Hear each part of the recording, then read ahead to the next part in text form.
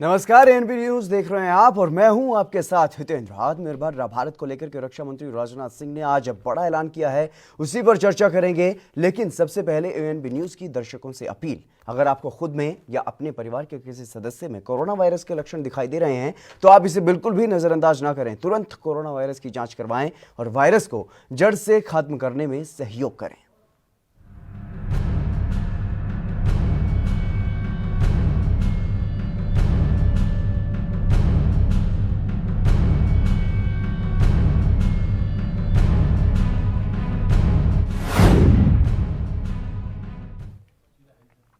रक्षा मंत्रालय ने आत्मनिर्भर भारत अभियान को बड़ा बूस्ट देने के लिए कमर कस ली है। रक्षा मंत्री राजनाथ सिंह ने यह कहा है कि मंत्रालय ने 101 ऐसे सामान हैं जिनकी लिस्ट तैयार कर ली गई है, जिनके आयात पर अब रोक लगा दी जाएगी। इस लिस्ट में सामान्यतः जो सामान्य पार्ट्स हैं उनके अलावा हाई टेक्नोलॉजी के वेपन सिस्टम भी शामिल हैं और एक नेगेटिव आर्म्स लिस्ट अब तैयार रखी गई है, जिसके तहत कुछ वेपन सिस्टम और प्लेटफॉर्म्स के आयात पर बैन लगाया जाएगा ताकि घरेलू उत्पादन को बढ़ाया जा सके। और ये लिस्ट सेना की जरूरत के हिसाब से समय समय पर अपडेट की जाती रहेगी। ये रक्षा क्षेत्र में भारत की आत्मनिर्भरता की दिशा में एक बहुत बड़ा कदम है। उन्होंने कहा है कि ये फैसला प्रधानमंत्री नरेंद्र मोदी के आह्वान के बाद लिया गया है। इस फैसले से भारत की डिफेंस इंडस्ट्री को बड़े पैमाने पर उत्पादन का मौका मिलेगा। तो जिस तरीके से लगातार केंद्र सरकार की तरफ से, प्रधानमंत्री नरेंद्र मोदी की तरफ से देश भर में यह आह्वान किया गया है, आत्मनिर्भर भारत एक अभियान शुरू किया गया है जिससे भारत को आत्मनिर्भर बनाने की बात कही जा रही है। और इसी कड़ी में आप देश के रक्षा मंत्रालय ने, देश के रक्षा मंत्री ने राजनाथ सिंह ने आज ट्वीट करके ये जानकारी दी है कि 101 ऐसे सामान, ऐसे रक्षा के उपकरण जो सेना इस्तेमाल करती है, उनकी सूची अब जो है वो तैयार कर ली गई है और उनका जो आयात है, जो खरीदारी होती है दूसरे देशों से, वो अब बैन कर दी गई है। और इस लिस्ट में लगातार सुधार भी होता रहेगा सेना की ज़रूरत के हिसाब से। और जिस तरीके से अब ये एक बड़ा ऐलान किया गया है, उससे साफ तौर पर ये जाहिर है कि अब देश में कहीं ना कहीं जो अब सामान बनेंगे,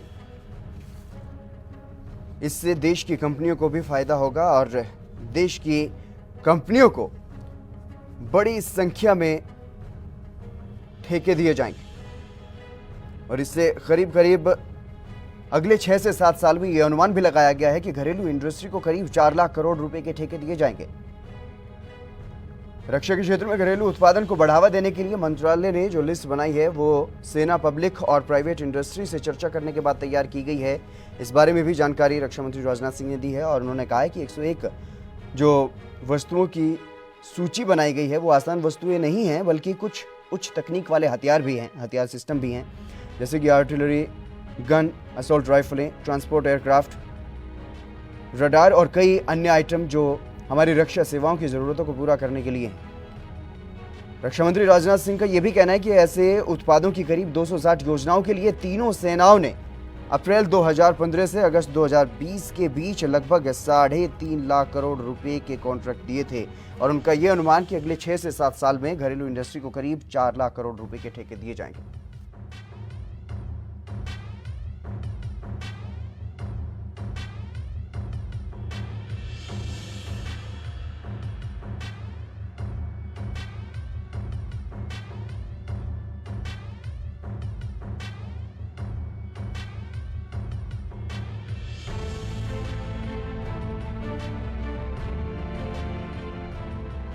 रक्षा से संबंधित उपकरण बनाए जाएंगे और लगातार जिस तरीके से कहा गया है कि साल 2024 तक धीरे धीरे ये फैसला लागू किया जाएगा, जिसमें अलग अलग प्रकार के जो हथियार हैं उनको रोका जाएगा और दिसंबर 2020 से 69 उपकरणों के आयात पर रोक लगा दी जाएगी।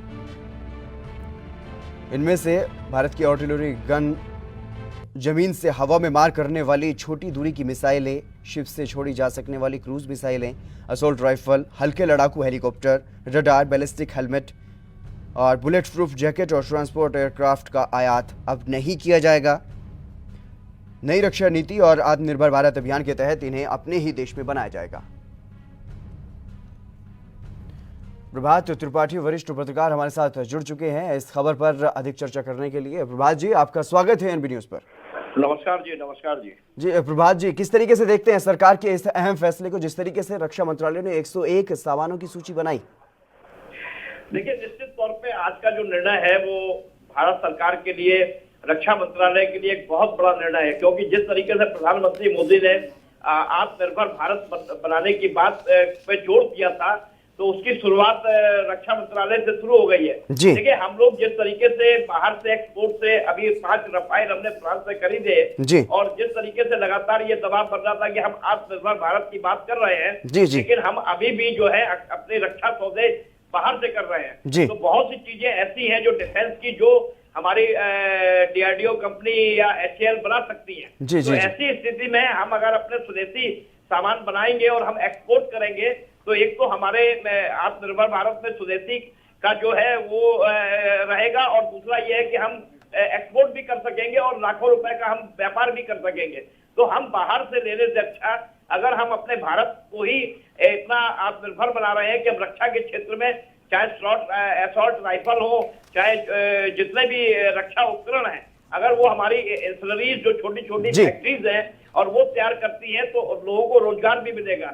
तो ऐसी स्थिति में हमने जो 101 आइटम में जो 101 का जो निर्णय लिया है कि हम बाहर एक्सपोर्ट तत्काल प्रभाव से रोक मतलब इंपोर्ट नहीं करेंगे, तो ऐसी स्थिति में ये डिफेंस का बहुत बड़ा एक निर्णय है। आपको याद होगा, अभी हमारे लखनऊ यूपी में ही डिफेंस एक्सपो हुआ था, डिफेंस एक्सपो। जी बिल्कुल। तो डिफेंस एक्सपो में बहुत सी कंपनियां आई थी, और हमारी जो लोकल भारत की जो कंपनियां थी वो वहां पे मौजूद थी, और सारे रक्षा उपकरणों का एक प्रदर्शनी लगाई गई थी। तो ये डिफेंस एक्सपो के आधार पे भारत ने जिस तरीके से एक रक्षा, क्योंकि देखिए हमारे यहाँ जो रक्षा बजट है वो बहुत बड़ा है, और हमारी सेना जो है, तीनों सेना हमारी देश के अंदर पूरी बहुत मजबूती से जो है बहुत व्यापक आमूलचूल परिवर्तन भी आया है, क्योंकि कई चीजों का सौदा जो है भारत ने एक असॉल्ट राइफल्स का अभी बीच में किया था। अभी हमारे रायबरेली के पास एक राइफल असॉल्ट राइफल्स की एक इंडस्ट्रीज फैक्ट्री खोली गई है। तो जिस तरीके से ये रक्षा के क्षेत्र में भारत सरकार काम कर रही है, तो निश्चित तौर पे आज का जो ऐलान है राजनाथ सिंह का, जो उन्होंने ट्वीट किया है, और उन्होंने कहा कि 101 आइटम्स जो है वो भारत में हम बनाएंगे, और निश्चित तौर पे एक बड़ा कदम है। जी प्रभात जी, जिस तरीके से आपने बताया कि कहीं ना कहीं जिस तरीके से आत्मनिर्भर भारत को लेकर के अब सवाल उठाए जा रहे थे, राफेल को लेकर के भी, लेकिन अब केंद्र सरकार ने और रक्षा मंत्रालय ने यह बड़ा फैसला लिया है। इसमें लगभग जो फैसले लिए गए हैं, जो 101 सामानों की सूची बनाई गई है, उसको लगभग 2024 और 25 तक इस पूरे फैसले को लागू किया जाएगा। लेकिन अगर बात की जाए 2020 की, तो दिसंबर 2020 तक ही 69 ऐसे सामान हैं जिन पर प्रतिबंध लगा दिया जाएगा। तो कहीं ना कहीं भारत के लिए ये एक बड़ा और अहम फैसला होगा, और भारत को कहीं ना कहीं आत्मनिर्भर बनने में अब कोई ज्यादा वक्त नहीं लगेगा।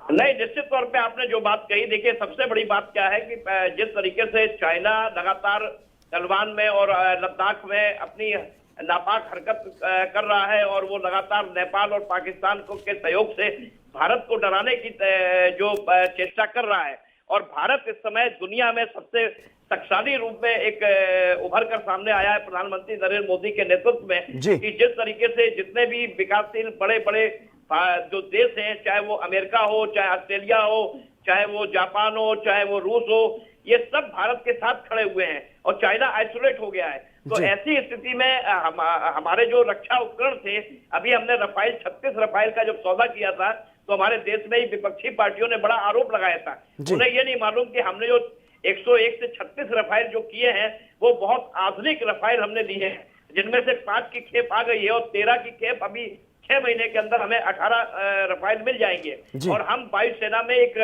बहुत ही मारक क्षमता वाले, दुनिया में एक बहुत बड़े देश के रूप में रफाइल हमारे पास आ गया है, जिससे कि चाइना घबराया हुआ है। तो रफाइल हमने जब खरीदा, तो रफाइल में जो भी उपकरण लगे हैं वो बहुत अत्याधुनिक उपकरण हैं। तो अब हमने भारत के अंदर हमारी डीआरडीओ जो है, हमारी जो एचएएल है, हमारी जो भी कंपनियां हैं, उनमें हम जब अपने उपकरण तैयार करेंगे, जो छोटे छोटे उपकरण हैं, एंसलरीज जो छोटी छोटी फैक्ट्रीज होती हैं, उनमें जब हम अपने देसी उपकरण बनाएंगे, देसी चीजें बनाएंगे, चाहे उनका जहाज का बेड़ा हैंगर से हो, चाहे असॉल्ट राइफल्स हो, चाहे आर्मी में इस्तेमाल होने वाली कोई भी चीज हो जो हम बाहर से खरीदते थे, वो हम जब भारत के अंदर निर्माण करेंगे और भारत आत्मनिर्भर भारत के रूप में जब हम काम करेंगे, तो हमारी जो विदेशी जो एफडीआई की होती थी कि हम एफडीआई इतना कर रहे हैं और ये ला रहे हैं, आलोचना का शिकार बनते थे। और आपको याद होगा प्रधानमंत्री मोदी ने जिस तरीके से आत्मनिर्भर भारत की बात की और जिस तरीके से स्वदेशी अपनाने, लोकल से वोकल की बात की,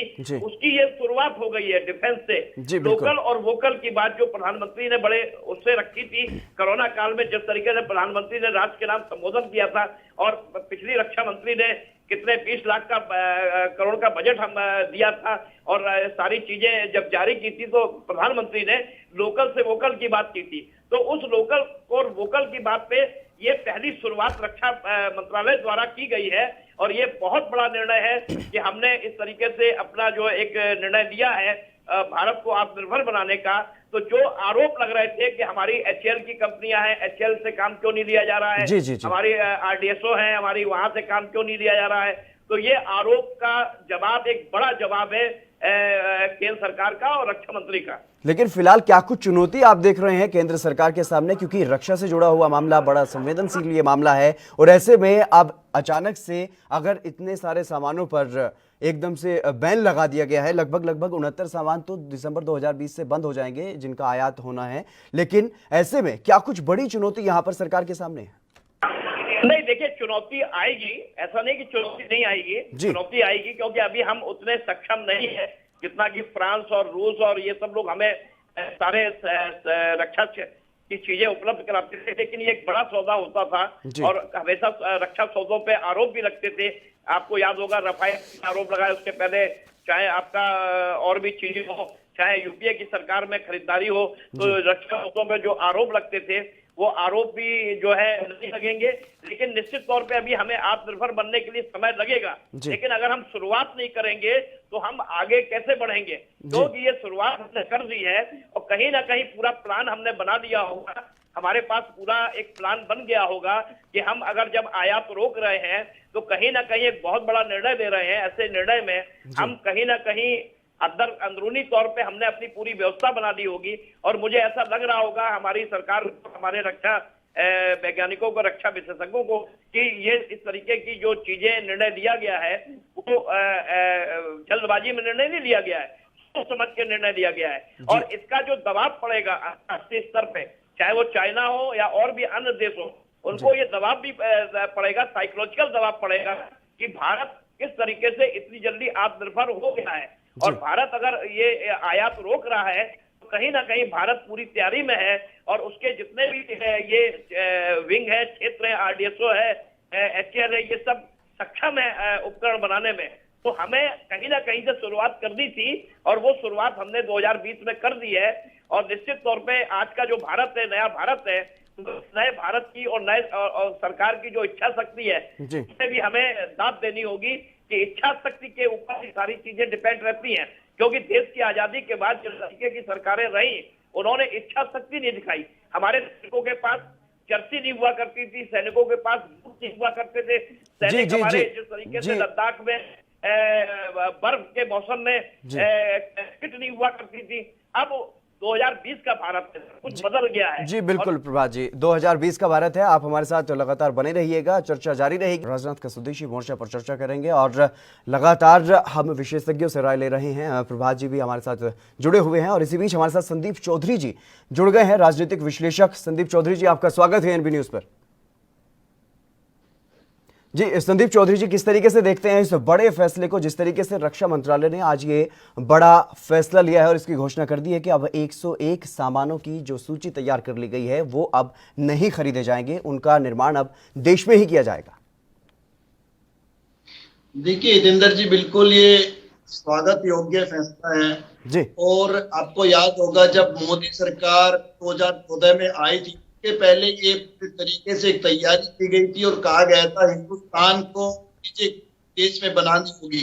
हमारी अर्थव्यवस्था पर बहुत बड़ा फर्क पड़ता है कि बाहर से खरीदते हैं, हमारा पैसा बाहर जाता है जी। और आखिरकार कोई इनिशिएटिव, वो एक्शन सरकार लेने जा रही है। के जो सामान है के लिए हम बाहर पैसा इन्वेस्ट करते थे, हमारे देश में बनेगी। हमारे पास राइफल बनाने के लिए पहले से राइफल कानपुर में की है, कोलकाता में है, जो पिस्टल्स बनाती है, रिवॉल्वर बनाती है, राइफल भी बनाती है, और उसकी भी ऐसी चीजें हमारे पास थी। लेकिन जिस तरीके से सरकार ने फैसला लिया कि असॉल्ट राइफल भी यहाँ पे बनेगी, राडार सिस्टम भी यहाँ पे बनेगा, यातायात चीजें भी यहाँ पे बनेगी, बड़ी लंबी लिस्ट बैठी। 101 सामान अगर आप देखें, बहुत बड़ा फैसला है, जिससे हिंदुस्तान आत्मनिर्भर भी होगा और हमारी अर्थव्यवस्था भी मजबूत होगी। और हम ये चीजें बना के न केवल अपनी जरूरत की पूर्ति करेंगे, बल्कि दूसरे ऐसे काफी देश हैं जहां हम हथियारों की मांग में स्टैंड कर सकेंगे, खड़े हो सकेंगे।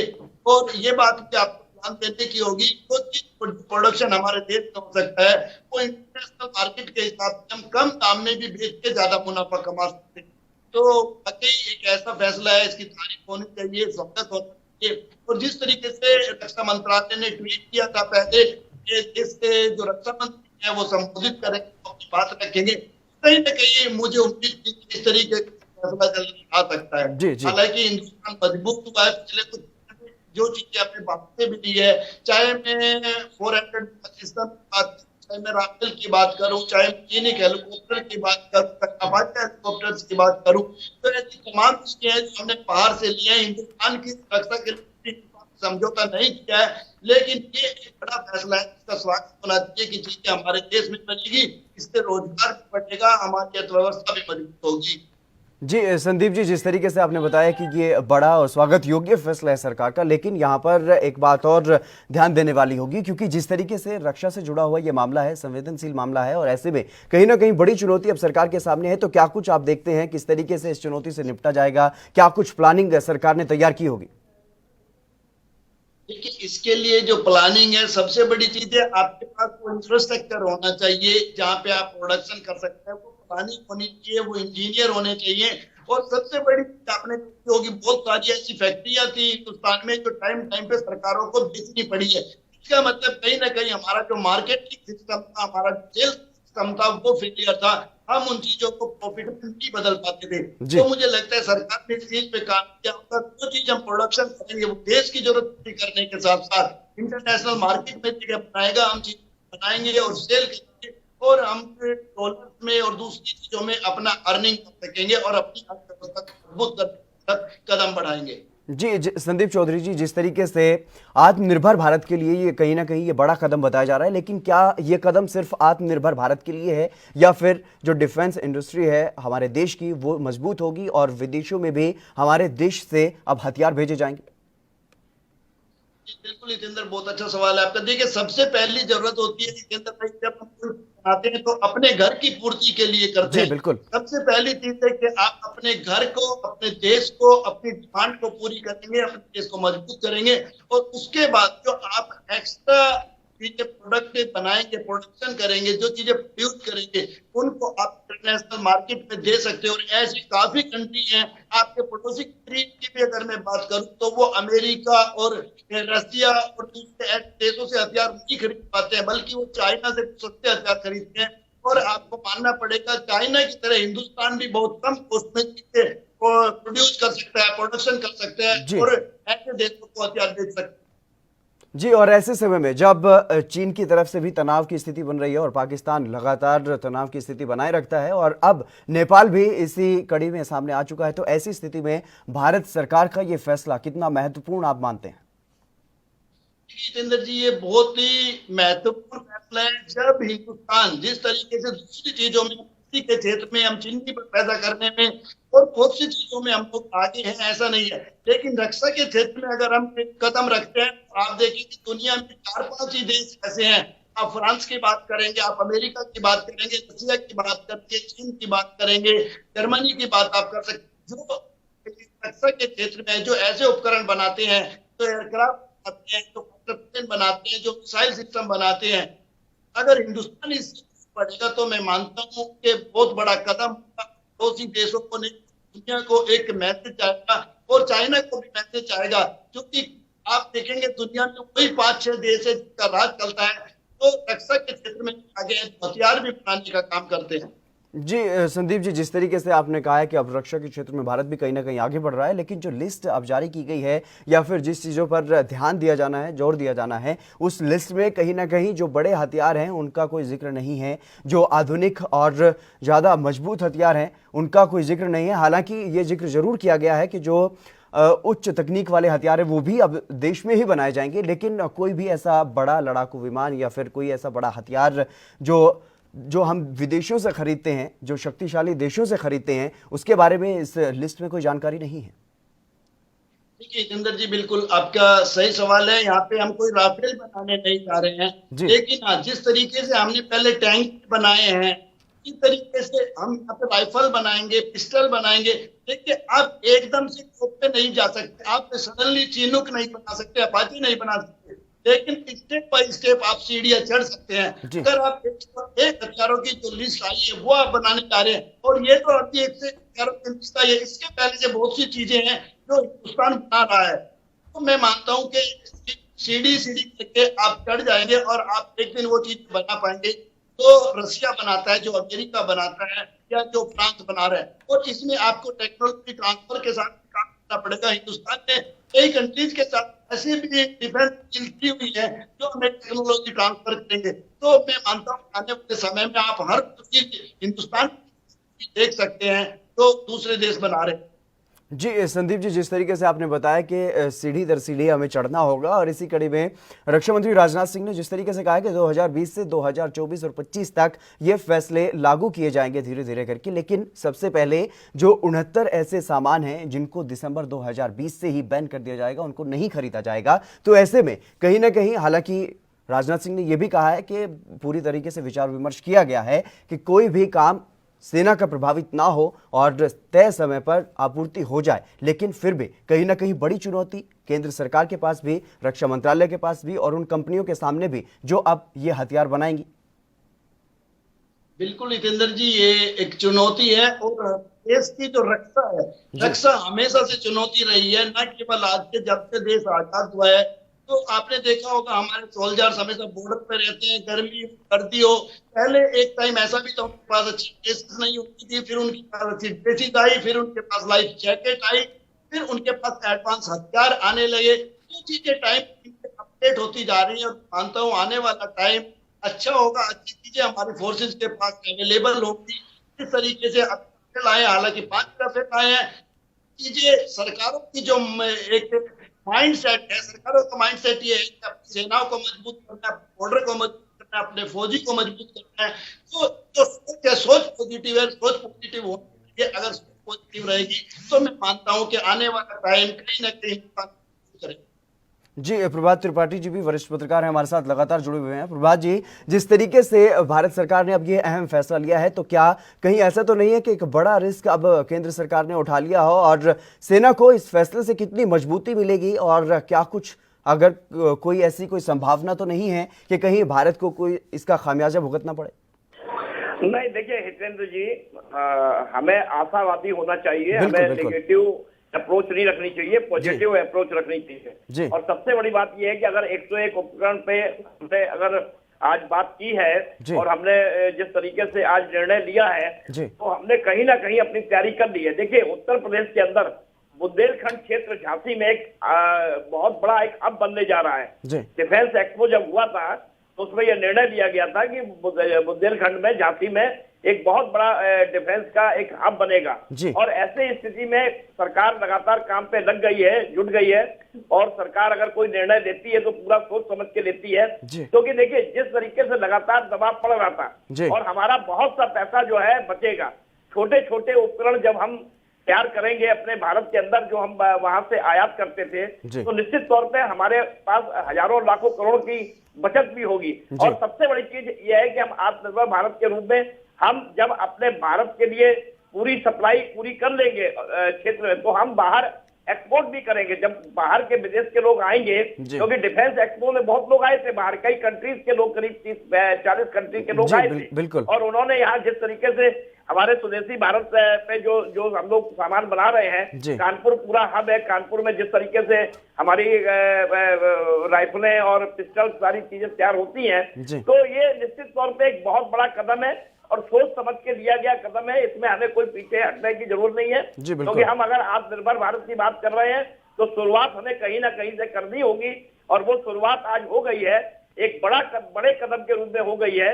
और निश्चित तौर पे हमें इसमें एक आशावादी रूप में एक हमें इसको लेके चलना चाहिए और हमें अपनी पॉजिटिविटी को रखना चाहिए, क्योंकि भारत सरकार जो भी काम कर रही है वो देश की हित की, देश की रक्षा के लिए और मजबूत अपने आप को बनाने का काम कर रही है। तो निश्चित तौर पे मैं इसको एक बड़ा कदम मानता हूँ और सोचा समझा और एक बिल्कुल सुलझा हुआ एक अच्छा निर्णय है। बिल्कुल बिल्कुल। संदीप जी, क्या समझते हैं आप, कब तक देश जो है वो रक्षा के क्षेत्र में आत्मनिर्भर हो पाएगा? क्योंकि लगातार जिस तरीके से देश की सरकार जो है, केंद्र की सरकार जो है, वो लगातार ऐसे कदम उठा रही है ताकि देश को आत्मनिर्भर बनाया जा सके, लेकिन रक्षा के मामले में कब तक आप देख रहे हैं कि देश आत्मनिर्भर हो सकता है? देखिए जितेंद्र जी, एक बहुत बड़ा कदम है ये जिस तरीके से सरकार ने लिया है, और उस टारगेट तक पहुंचना कि आत्मनिर्भर हो जाएगा, बड़ा समय लगेगा। मैं मानता हूं कि 2024 तक अगर सरकार की ये चीजें भी रेडी हो जाती है, जैसे कि सामान की लिस्ट भी अगर ये भी बनने लगे, तो मैं मानता हूं कि आने वाला जो अगला टर्म्स रहेगा 2024 के बाद, आप यहाँ पे हेलीकॉप्टर भी बनते हुए देखेंगे, आप यहाँ पे फाइटर प्लेन बनते हुए देखेंगे, आप यहाँ पे हल्के जो टैंक है जिनको आप अपने हेलीकॉप्टर से उठा कर ले जा सकते हो, वो भी यहाँ पे बनते हुए देखेंगे, जिनको आप पहाड़ी क्षेत्रों में इस्तेमाल कर सकते हैं। तो उम्मीद रखिए, पॉजिटिव सोच रखिए, और सबसे बड़ी चीज है जिस तरीके से हमारे पास missile man doctor Abdul Kalam हुए, ऐसे लोगों की देश की कमी नहीं है। आप देखिए किस तरीके से, जो हमने सोचा नहीं था, दिल्ली, गुड़गांव, फरीदाबाद शहरों में मेट्रो चल सकती है, यहाँ पे मेट्रो चल रही है, यहाँ पे पुल बने, रास्ते बने, तो कुछ भी असंभव नहीं है। तो मुझे लगता है हिंदुस्तान सब कुछ कर सकता है, और आने वाले टाइम में आपको देखने को मिलेगा कि हर टेक्नोलॉजी जो चुनिंदा देशों के पास है वो हिंदुस्तान के पास होगी। लेकिन संदीप जी, जिस तरीके से अभी भी जो विपक्ष है वो लगातार सरकार पर यह आरोप लगाता रहा है कि प्राइवेट कंपनियों को, निजी कंपनियों को फायदा पहुंचाने के लिए कहीं ना कहीं ऐसे जो फैसले हैं वो लिए जाते हैं, तो ऐसे में क्या आपको नहीं लगता है कि विपक्ष इस मामले पर भी सवाल उठाएगा कि कहीं ना कहीं निजी कंपनियों को यहाँ पर डिफेंस के मामले में भी बढ़ावा देने के लिए फैसला लिया गया है, और निजी कंपनियों की क्या कुछ भागीदारी इस डिफेंस के सामान को बनाने में रहने वाली है? देखिए जितेंद्र जी, अच्छा सवाल है आपका। आज और देश दो अलग अलग चीजें हैं। हमारी सेना राजनीति से जुड़ी हुई नहीं है जी, तो राजनीति तो देश में होगी, और राजनीति की वजह से मैं मानता हूं कि हम काफी पीछे हैं, क्योंकि हमारी देश की जो राजनीति है वो पॉजिटिव नहीं है, लेग पुलिंग वाली राजनीति है। एक सरकार आती है तो जो भी विपक्ष में होता है वो सरकार की लेग पुलिंग करती रहती है। लेकिन आप अगर पूरी दुनिया में ध्यान डालेंगे और देखेंगे, सरकारी कंपनियों के अलावा तमाम ऐसी प्राइवेट कंपनियां हैं तो आपको अच्छे हथियार बना के मार्केट में दे रही है और आपके देश को आगे निकाल रही है। आज आपने राफेल भी एक कंपनी बनाती है। तो ये चीजें अलग है, राजनीति छोड़ के हम देखेंगे, सरकार का काम है, सरकार पॉलिसी बनाएगी, उसके लिए टर्म्स और कंडीशन तय करेगी कि वो कभी फ्यूचर में नुकसान देना हो, हमारे देश के लिए नुकसान दे, चाहे सरकार बनाए चाहे प्राइवेट कंपनी। आपने देखा होगा ऐसी कोई सरकार नहीं है जो सरकारी चीजें थी वो भी प्राइवेटीकरण या प्राइवेट सेक्टर की गई। तो कहीं ना कहीं मैं मानता हूँ कि प्राइवेट सेक्टर में अच्छे रिजल्ट आ रहे हैं, तो रक्षा के क्षेत्र में क्या आना। जी प्रभात त्रिपाठी जी, किस तरीके से देखते हैं, क्योंकि जिस तरीके से राजनीति होना आम बात है किसी भी मुद्दे पर, चाहे वो सेना ही क्यों ना हो, रक्षा के इस मामले पर जिस तरीके से निजी कंपनियों की अब भागीदारी रहने वाली है, तो कहीं ना कहीं विपक्ष तमाम सवाल उठाएगा। क्या इस चीज का फर्क पड़ेगा केंद्र सरकार की नीतियों पर?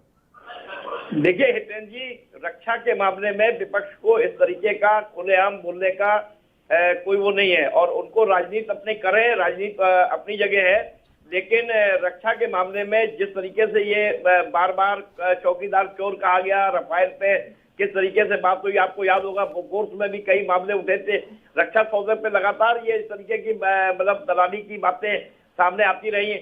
तो जो भी विपक्ष है वो तो अपना काम करेगा, वो अपना आरोप लगाएगा, लेकिन रक्षा के मामले में आरोप प्रत्यारोप नहीं होना चाहिए।